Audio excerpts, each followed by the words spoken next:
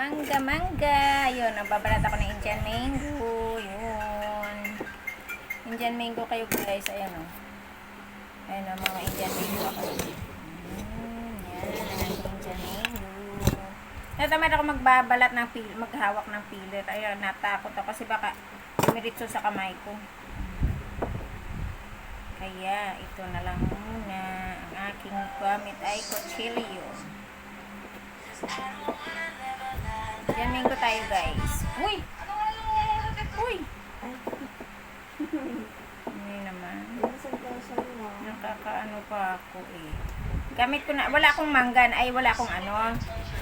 Wala akong, tawag yan, bagoong na alamang. Kaya gamit ko ay bagoong na isda.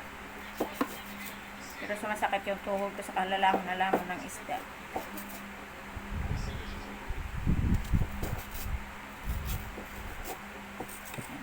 Mangga guys. Ano siya bagoong ko?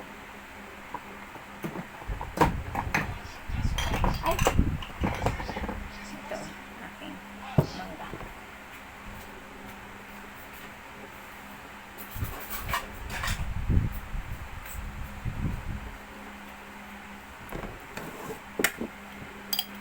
Ano to? Isdang, ano, bagoong isda.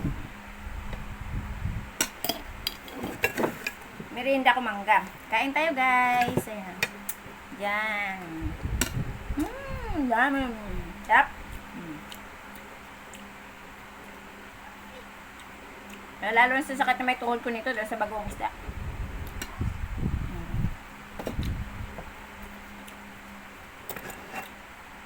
Kain tayo guys. Bye. Love you.